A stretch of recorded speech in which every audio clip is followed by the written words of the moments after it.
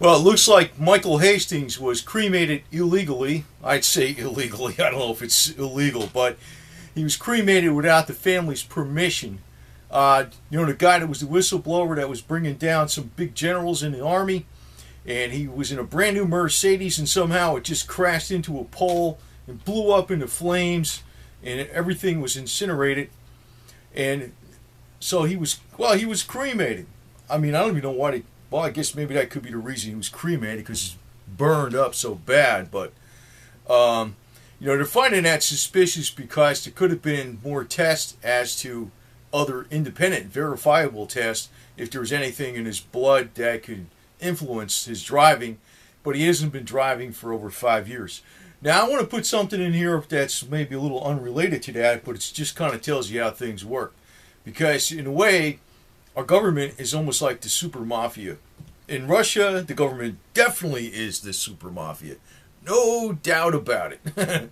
Old mobster Vladimir Putin is definitely the king of the heap there, or one of the, at least the front man, the visible face of the mafia. But just to give you another idea of how things work, because you think the problem is just with Michael Hastings, truth not coming out and this type of stuff. Stephen Rakes, he was going to be a witness against the mobster Whitey Bulger in a trial, and Stephen was, well, they ruled it a suicide. The police are calling the death of Stephen Stripo Rakes a suicide. He was found dead on the side of the road, no wallet, just his body, no money, no nothing, just him there, on the side of the road. And that's suicide. I almost like, it's ludicrous, right? That's not a suicide. He was going to be testifying against Whitey Bulger, who was a mafia guy or supposedly a mobster or something, up in Boston. And what happened was, maybe, I guess it was decades ago, he told Stephen Rakes, who had a liquor store, give me your liquor store. He handed it over, and that became the mobster's headquarters from then on in. So it looked like Rakes was, to give a quote from the Boston Globe, 30 years, this is the guy that supposedly committed suicide. He goes, 30 years ago, I'd never look at Bulger, which is the guy, the mobster, right in the eyes. Now his day has come. It took a long time. The theory is good will triumph over evil, and that's why we're all here today. Let's put an end to all this craziness. So he was really anxious to testify against this guy. And his friends say, basically he would never kill himself. Absolutely not. He was looking forward to take the stand. And he told me over and over he had a big bombshell to drop. He had everything to live for and was looking forward for his day in court. But he committed suicide. Now, my point on it is this. The police call it death a suicide.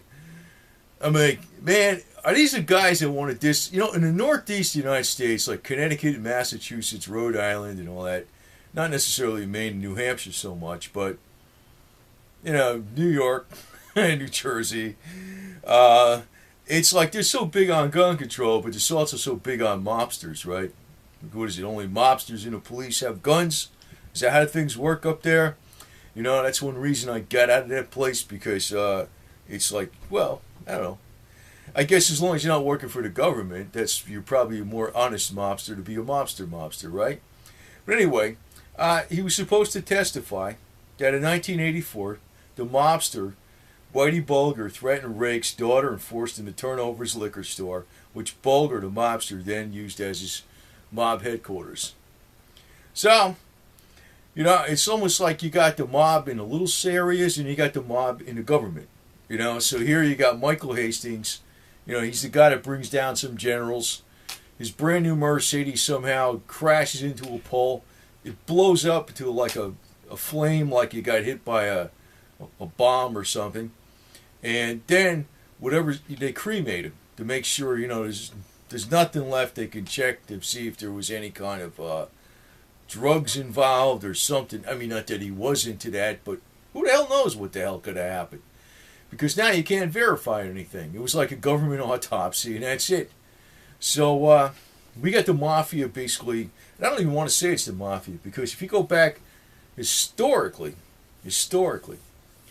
The mafia, historically, as it originally came about, was against oppression. It wasn't the oppressor. It became that way later because the money was there, right?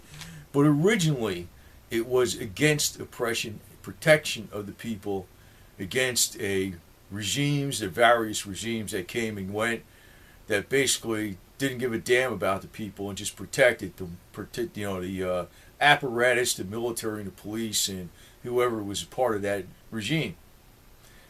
So sometimes I don't like using that word too much because it doesn't necessarily connotate that they're the oppressors. A lot of times, originally it meant they were not the oppressors.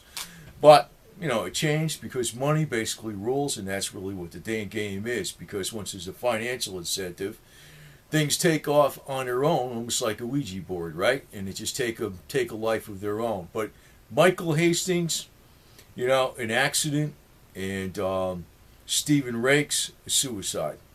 I'm going to make that association. Neither one of them are true. Neither one of them are true.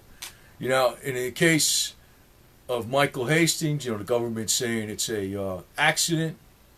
In the case of Stephen Rake's, the police are saying it's a suicide. Neither one of those are true. So it's almost like, I think when you go, I think Michael Hastings was shrewd. He was shrewd. And it's like you're going to have to be really super shrewd to outsmart the guys on the top. But if you're that damn shrewd, you know how to get money, and you probably become a crook yourself, right? So that's really the game is in a nutshell. Because people, once they figure out they got a racket, they tend to go a little bit further, or the next guy tends to go a little further, and that's how it all starts, right? But in the game of, when you want to talk about, absurdity and using common sense, it's quite absurd that Stephen Rake's committed a suicide, but just dumping his own body on the side of the road without a wallet and nothing being there. Or the fact that Michael Hastings, in a brand new Mercedes, crashes into this pole, directly head on, and a Mercedes blows up like it was hit with a freaking rocket launcher or something. It's ridiculous. And here you got one guy testifying against the mob boss, and the other guy testifying basically against corruption in the government, which in effect is like the mafia, but probably a lot worse. A lot worse. So, it's use a little common sense.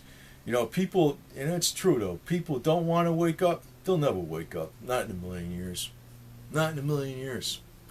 So, but still, you should keep this in mind. We got some crazy shit going on here.